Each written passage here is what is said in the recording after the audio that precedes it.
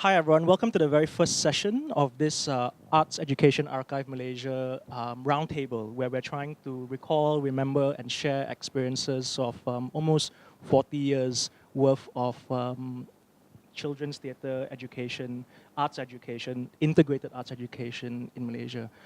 For this very first session, we are going to be looking at a program that lasted from 1978 to 1985, known as the Teater Kanak program, which ran at the Complex Budaya Negara KL. This program was originally started by Elizabeth Cardosa in 1977, and then Janet Pillay subsequently took it over and ran it for several years. And we have some participants who were facilitators, like Marion de Cruz, as well as participants, like student participants, like Carolyn Lau and Charlene Rajendran, who are here with us today. Just a little bit of context. The Arts Education Archive Malaysia is really looking at non-formal arts education, trying to capture all these activities that happen outside of school. A lot of these projects, which took place over 40 years, were free. There was no fee charge at all. There was also no grading or no accreditation or no official sigil that you could, to be given away. And so it's actually a very strange program because you guys joined it out of your own voluntary free will. And I suspect the other choices you might have been like, I don't know, piano classes, ballet, Bharatanatyam, scouts and brownies and things like that, right? And I think it's significant that at this point in time, in the 70s, this program was actually initiated by the Complex Budaya Negara. It was a government initiative. We will talk about some of the other initiatives later on, but just to start off with, and I think we should start with Janet. Janet, can you just tell us how you got involved in the project? Why did you get involved in the project? And obviously you remained for a very long time in the project. Why? I think it was just a simple thing of Elizabeth was going, so she was the first instructor who was invited by Ismail Zain to instruct in children's theatre in KBN. It was Ismail Zain's ideas and something to do with Christian. I don't know what was the connection. Maybe they were eating or drinking together. Can I just butt in? As far as I remember, and I guess this statement will say many times, as far as I remember, after Elizabeth graduated from USM, she wanted to do children's theatre. She went to Ismail Zain because she had known Ismail Zain when she was a child in Kota Baru. Ismail Zain was teaching there. So her family knew, and her father and everybody knew Ismail Zain. So she went to Ismail Zain, who was at that time the director of culture, and said to him, I want to do children's theatre. And he said, okay, and started the program for Elizabeth Cardosa. Okay. Elizabeth is not here. But possibly the connection also is that Elizabeth was very much a part of the performing arts and visual arts in USM. And there was a lecturer who was the wife of, Marion, can you refresh my memory? Louis Long. Louis Long. Louis Long was actually produced a script and actually directed Bek Sakti, the first play that Elizabeth directed in KL, in USM. So she may have seen the performance, etc. So I wasn't in the performing arts I was a sociology student. So anyway, so when Janet, she finished, so she wanted to pursue her master's in design, costume design. And so she said, I'm leaving, so can you take over the instruction? And then Christian also spoke to me. I didn't know what the hell it was like. I had no idea what this program was going to be like or whatever. Although Christian had been my lecturer in one course in USM. And that's how I kind of knew him. So he said, yeah, you just come and you just, whatever. My pay was 600 ringgit per month. Was that a lot for the 70s? I don't know, it was enough for the deal with minibus. the part-timer at KBN in those days was we would claim 15 ringgit an hour. And the maximum you could claim per month was 600 ringgit. So it didn't matter whether and we had to fill out a timesheet. So it didn't matter whether you worked 1,000 hours or 5,000 hours, you just claimed 600 ringgit. It was good. Marian, can you tell us how you were involved in this project? Because like KBN, Complex Budaya Negara at that time was actually quite a unique complex, because it had studios for artists. Anak Alam, the visual arts collective, was there who did a lot of like happenings and crazy performances. There was also a canteen, which was also, I believe, the home of a group of famous musicians. So how did you get involved, Marian? Was it also through the KBN network or the USM network or both networks? Both, but later, because I came down only in 79, because I stayed on in USM for... Janet finished in 78 and came down, and then I finished in 79 because I did my master's and came down. And Janet was already working in KBN. I went to KBN, and that time, okay, so there was Ismail Zain and Sufiat Mukri, who are by now sort of through the Christian network, our friends. We just went and said we needed jobs. So I got involved actually in KBN with the National Dance Troupe as a part-time teacher and choreographer, teaching the National Dance Troupe basic ballet. So at that time in the 70s, they all got into leotards and tights and ballet shoes and did basic ballet. And then Janet was doing children's theatre. Then I had known Janet from Penang, so then I got involved. What were you involved as? I mean, what was your role Okay, there? so my first involvement, as far as I can remember, was Garuda. Choreographer for some parts, but not for all. And sort of, not producer, because KBN produced it, but a kind of a production manager, I suppose. But at that time, we didn't have that term, so just a coordinator, maybe. And choreographer, you see, there was Arif who choreographed some of the scenes, Arif Awaluddin. And then I choreographed Garuda Melin, and then the bird fight. And I think at some performance when Elaine couldn't do it, I played the part of the bird. Wow. No? Yes? Anyway, whatever. But yeah.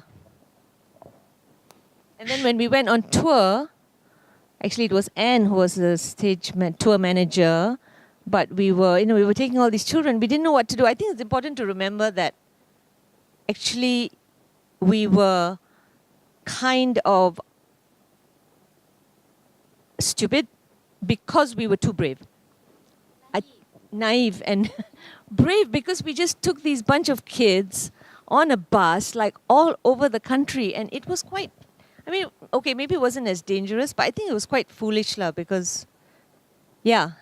Then various things got happened. Charlene got sick, and remember in Batu Pahat or something, there was some dust or something, and somebody got attacked by dust, no? Marian, we'll come back. No, we'll come back to that because I think Marian raises a very important question about actually these people like Janet and Marian and Anne James were actually very young artists at this point in time. They were like quite fresh grads or recent grads, at that point in time. But Just before you go to Charlene, now too many names coming, right? I just want to contextualize that KBN was a producer, as an institutional producer. So they had a bus. They had a director for Complex Budaya Negara. And they were also very closely linked to Dewan Bahasa dan Pustaka for some reason. I don't know what's the close link. Maybe it was somebody was a director of Dewan Bahasa dan Pustaka. Anyway, there was also a co-producer from Dewan Bahasa dan Pustaka. I forget her name. Iza, that's right. Yeah, Iza. And she actually played the role of a producer for all. So she took on sponsorship and a lot of the performances of the whole, quite a number of the series to be performed in Dewan Bahasa dan Pustaka that saw themselves as publishers, literary publishers, and they were very interested in plays, children's plays or adult plays, etc. So that's why they are actually the documenters of a lot of the productions for this program, and they are also sponsors, and they are also like co-producers. And when we went on tour, the bus was actually a Kementerian bus, like you see it going through the country. And the drivers were all Kementerian, and all the technicians were Kementerian technicians.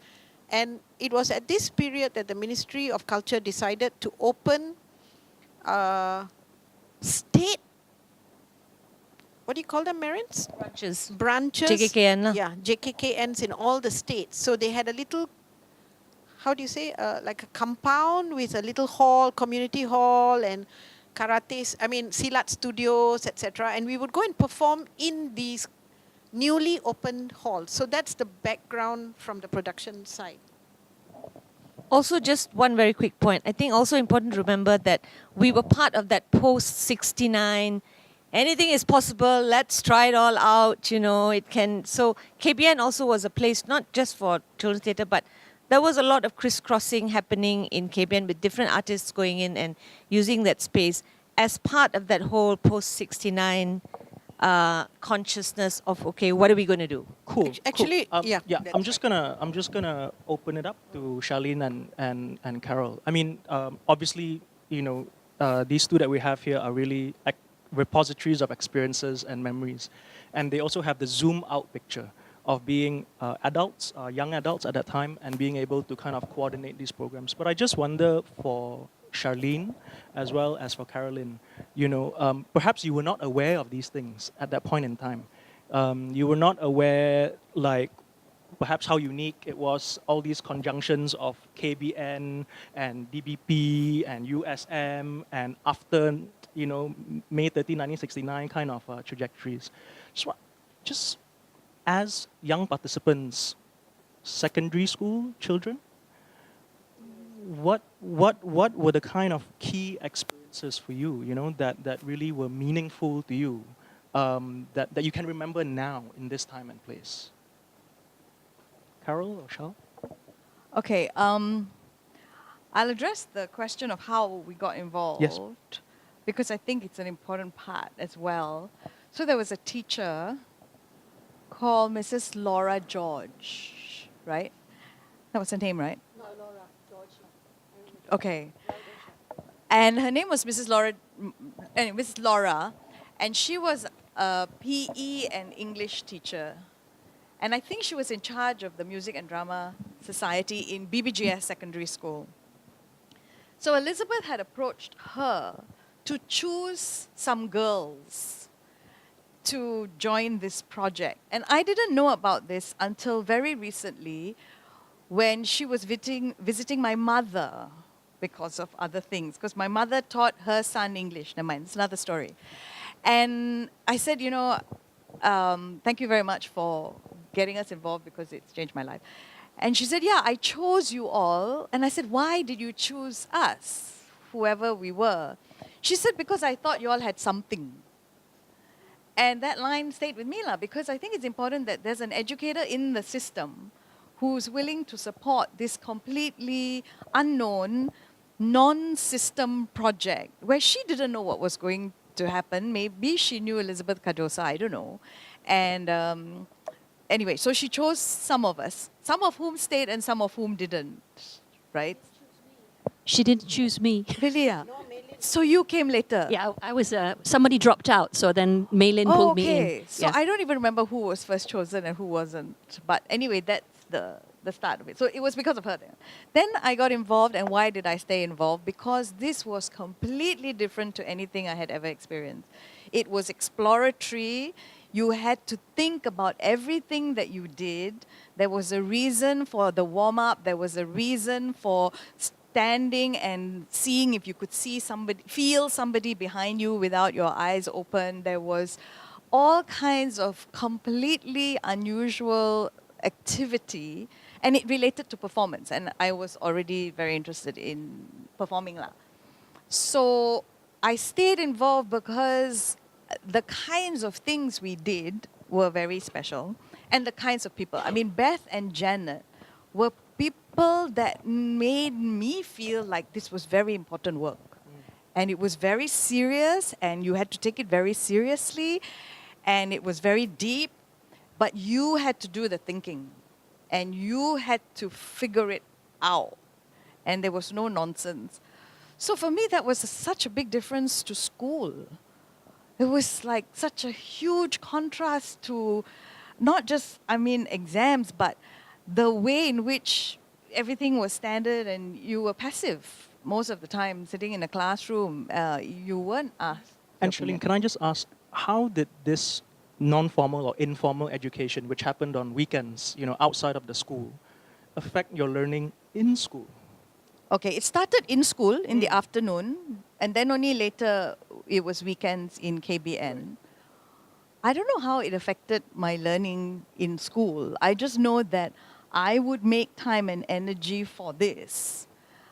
In retrospect now, as an educator, I can give you some answers, but at the time, I didn't think about how it was affecting my learning. I just wanted to do more, and I wanted to be with these people, and I wanted to understand or get more of this stuff, whatever it was. And Charlene, just to clarify, because you said you stayed on for several cohorts or several, how long did you stay on for? Like how? Until 81. Okay. The last tour. And then there was some production that Janet did in 83 and I played piano or something, but I wasn't involved in the production. Dewan Bahasa, there was a flautist. And no, it was not. It was a different story altogether. But no, 85. Okay. No, not 85. 81. 81. So about Form 5. 4 years. Wow. It was almost throughout your entire secondary Yes. school. Yeah. Wow. Yeah. Okay, so we will also pick this up because later on you become a facilitator and a co-director in Teater Muda. So we'll pick this up in the second session. But Carol, like how did you get involved and what were some of these key experiences? For me, like I mentioned earlier, I was taken in on default because one participant couldn't continue. So my friends roped me in.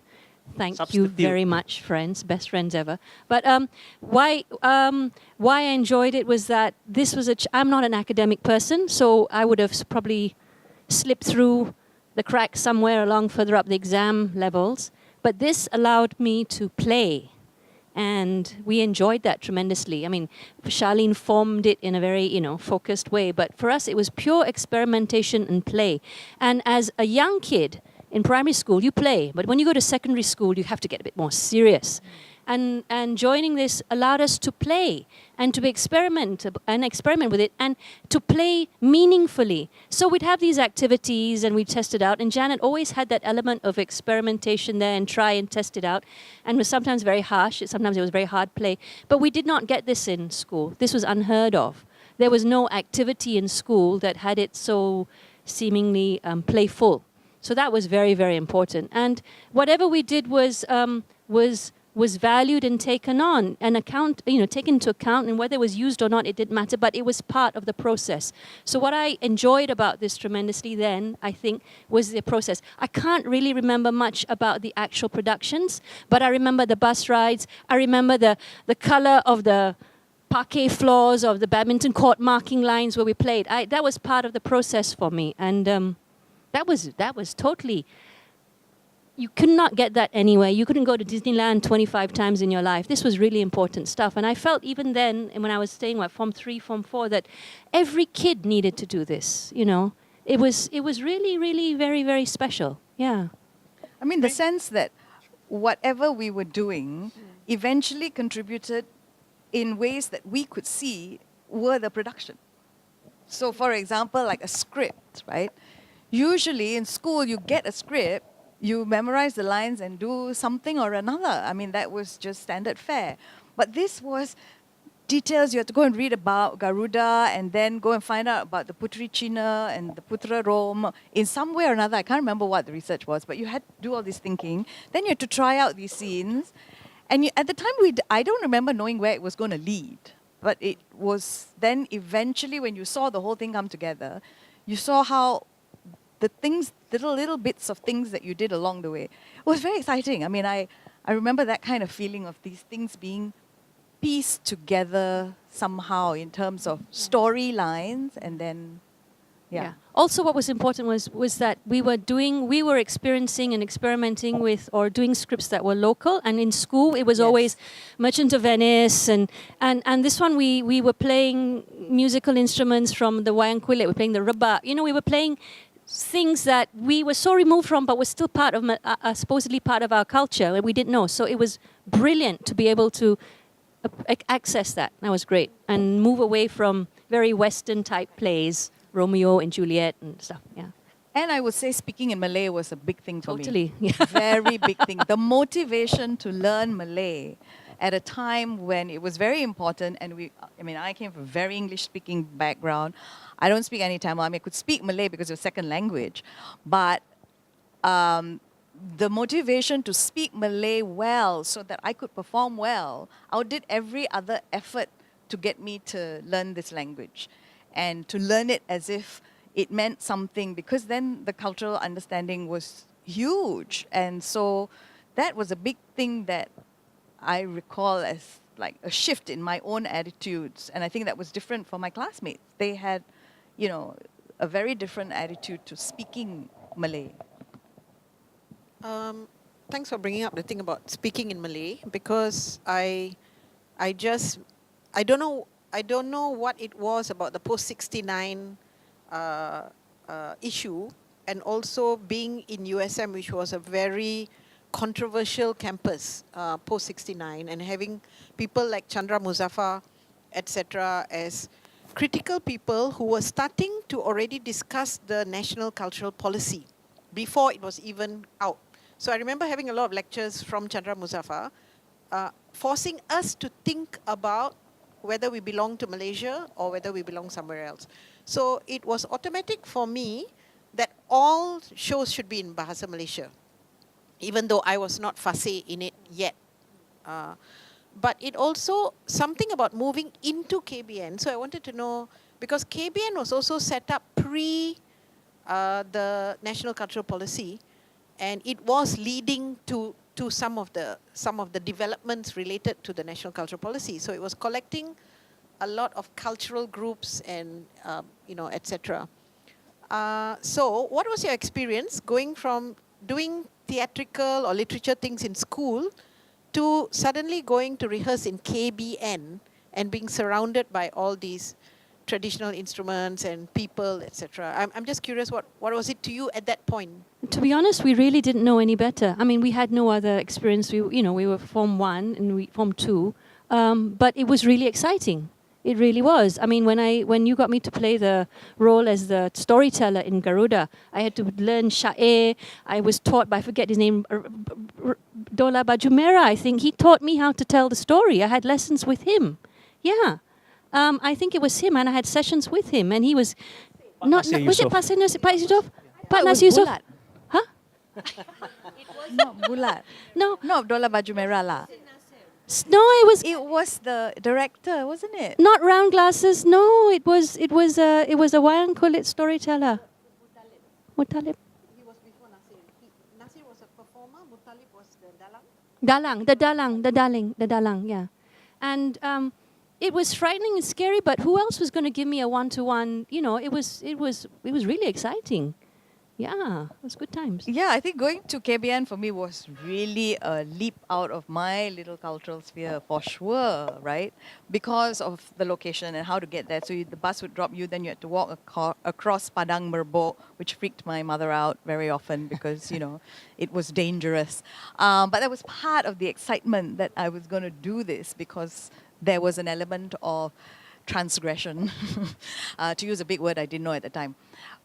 And I think being there was opening up another whole world, because hearing these instruments was not in my cultural vocabulary for sure, and learning how to play a gadok or gong or whatever it was, and gaining a literacy in these sounds and in these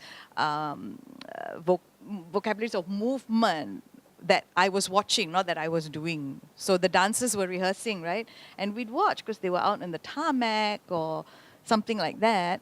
And then the contrast with school became more and more and more overt. So yeah, in Form 4, I played some Dandy Brat Bombers or something in St. Mary's, where I got on and did all the stuff that you do in that kind of play. It was Snow White and the Seven Dwarfs. And that one I didn't have a choice because it was part of the school production. But when I was asked to direct something for school, I then remember, I think, talking to Janet, and we did this rather experimental version of Savitri. I don't know if you remember this, the story of Savitri, and this god of death, Yama, came along, and Savitri and Satyavan. And so my politic had changed. I was not going to direct anything itself, and I had a teacher who supported it. And I remember then going for the competition back to BBGS, because I left BBGS by then. And BBGS won because it did all the right things, and it had all the production values that the competition judges needed. It had Fu Mei Lin. And it had Fu Mei Lin, and it had all the things. But one of the judges, I think, was Thaw Kah Hung, I think. And he made a comment, and I thought, okay, that's enough for me. He said, BBGS won because it had all these things, but the most experimental production, we didn't win a damn thing, was St. Mary's. And so that, for me, was an indication of how, if I think back on it now, I haven't thought about it, it had begun to undo my thing. And I got a lot of help from Janet. I mean, I remember, in terms of how to make this work, because we had 20 minutes. So it did change my notion of culture hugely. Cool. I think we're naturally talking about learning already without even using that word, and pedagogy. But the word experiment keeps on coming up a lot. But very directly, Janet, Marion, what the hell were you guys experimenting with? I mean, we've heard that you were playing around with tradition. You were definitely imbibing it in your studies, as students and so on and so forth. You were trying out integrated arts, but you were very young artists at the same time. You were in your mid-20s. So these are the products of experimentation, going through experimentation. But what were you guys experimenting with? You clearly were conscious about it. But as young artists, what you were teaching, but you were also learning. What did you learn from these participants through these experiments? Actually, I have no idea. But, Whack only lah. yeah. Early stages of being a choreographer. So already some ideas from USM about East and West, you can do a joget step and go into an arabesque, the bad fusion between East and West. Okay, so that's already beginning. And then here's this play, and Janet says, we have to choreograph this bird. Then you just choreograph the bird lah. I mean, no, we did not know. I did not know what I was doing. Completely did not know what I was doing. Janet, did you know what you were doing? Actually, I don't agree with Marion. Because, in retrospect, I think a lot of the choreography, the fusion that she used was things that I saw her and Gauss do in Sasaran. And it was a very clear period of fusion. And both of them in their leotards doing Asian movements and then arabesques. And it was really bizarre. But all of that came out in the Garuda choreography, definitely. A lot of the music that came out in Garuda, or that was introduced into Garuda, the song and the music, was actually directly an influence of being in KBN. And I don't think Krishan, who was a mentor throughout the whole of the period, From 78 to 85. particularly Garuda, he never forced that marriage. Not the absorption of the music and the sounds of KBN, but because I think for me the biggest experimentation was actually participatory. Introducing the participatory element, and that one definitely was a major influence from Krishan, where he massaged the possibility of more participation through that process, and also he encouraged workshopping for some parents and some theatre people to make comments. It's the first time I actually went through the process as a director of workshopping in front of an audience and getting feedback. And then he would take me away after the production because I'd be shivering and shaking. And then he would talk a lot of concepts for like 2 hours. And I didn't know what the hell he was talking about. But like a few things like stuck in my head. But also his column, reading his column was more beneficial for me. Because it was another form in which he was talking to me while talking to the public. Guys, Can we're, I we're add- coming towards the end of this particular session, so I just want to move on to the last question, Shal. And I think we can pick it up maybe in the later sessions. Yeah. One of the key words that I think both Ismail Zain and Christian Jit used was osmosis. Well, both of them rather hoped that by locating the program in KBN and starting in KBN, this osmosis of the national dance troupe, the musicians, anak alam would kind of infect this space with children's theatre. But I guess the final question maybe for this particular session, I would particularly like to address it to Carolyn and Charlene, is that, this is almost 40 years ago. So now, in your own, I guess, work or career as a landscape architect, as designer, as an educator, as a theater director, as a dramaturg, I mean, what are some of the takeaways that are still relevant from this time? Whether it's like attitudes or, I don't know, skills or just certain practices. Well, for me, it's very much experiment, process is the most important, enjoyable thing for me, and I've got to get the most gratification from. In terms of landscape architecture, it's kind of tough because the expectations are of instant landscapes, and that's where I kind of have a little bit of a disconnect where you do something and the expectations are something that's finished. And for me, it was only just the beginning. So not many clients buy that or want or have the time for that. Even in people's private gardens, not many want to carry on that process. So maybe that's one reason why I pulled myself out of landscape architecture, and I haven't been practicing that for 7 years now. But in terms of my making, in terms of the years of doing a little bit dabbling in productions of set design and of jewelry making or making things, it's always been a frugality, the process of it, appreciation of what you have and making the best of it, and not, how do I say this? It's I think for me anyway. I think we're grounded. I think my designs, I enjoy it being a little bit grounded. And in the performances that we did, where we performed in badminton courts, we were with the people. We weren't put elevated somewhere and a proscenium stage and that, and people around you watching it, and you are connected and grounded. And I think for me, that's something that I have tried to carry through. I enjoy working with in the work that I do, the designs that I do. I mean, this frugality that you mean is also in relation to the material Totally, for set, for costume. Totally, like, yeah. totally. There's no point using something and then discarding it. It's for the use then now, and for that production or that time, the material might decay. There's no point trying to make it pretend to be something else, right? Only for that time, for the performance. And I've enjoyed that a lot, and I use that a lot in what I do now. Yeah. Shirley?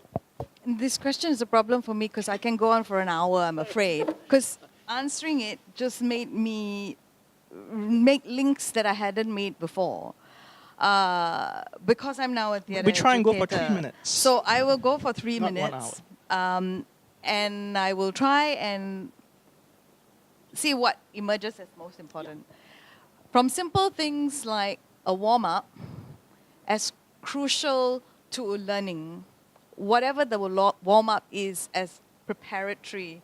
So physically we had to do warm-up, voice we had to do warm-up. And it became ritualistic. So then in terms of understanding how that is necessary in any learning experience, particularly for a performance art form, I think that is huge. And then how that links to drawing from your context and who you are as a human being. So your imagination, your experience is critical to the work that you make rather than what was and still is a big politic, which is that you got to learn from somebody else all the time because who and what you are is not good enough. It is compared to this either colonial other or it is compared to a foreign other that then negates your experience and your imagination. And that is very, very important. And then understanding the importance of sitting and talking about things then, whether it is, critiquing the work itself or critiquing your understanding of learning or whatever it is, just conversation. I mean, real conversation that is allowed to go on and on and on and on and pick up from somewhere else. And conversations that really respect people's intelligence, you know, rather than dismiss them and put this hierarchy. The actual experience of performing, whether in DBKL or on tour or in Genting, there's just nothing like it. I mean, I can't remember the details, okay, of everything. I can remember learning how to melata, which I've referred to, right? But just being among people who were complete strangers and not your school. We were performing in DBKL and there were schools coming from don't know where and don't know where. This felt like this work was something else. We were contributing to something. And the point I wanted to make earlier was then Krishan wrote about it in the papers. Of course, we didn't call him Krishan at the time. He was Ute, and he wrote about it in the paper and referred to us specifically and what we did. So then it was mind-blowing. I mean, I read that article I don't know how many 100 times just to assure myself it was real and it had that significance which was never before felt, you know, in terms of a group, in terms of an understanding. And yeah, then things came out in the paper and the parents got, you know, a little bit more validation and so on and so forth. The mix of people involved. I mean, I would never have had a chance to have really interacted with Aslan, Jeffrey, Anton, and then Ritz, right, who then became Maxine. And I bumped into the Alliance Française. I mean, that understanding of real difference, cultural difference, made it just very easy to deal with all kinds of other difference. So the politics of that is really, really huge. I think I've exceeded 3 minutes. But That's fine. That's a really nice place to kind of finish this first session, you know, leaving us with the question of the politics of actually embodying cultural difference, you know, as young people between the ages of 10 to 16, despite some uncertainties of are we experimenting, are we not experimenting, but certainly encountering traditions. I think this is something that we'll pick up in the next session, and this time we can include everyone. So we'll just stop there for now. Thanks very much, everyone, for this first session. Thank you.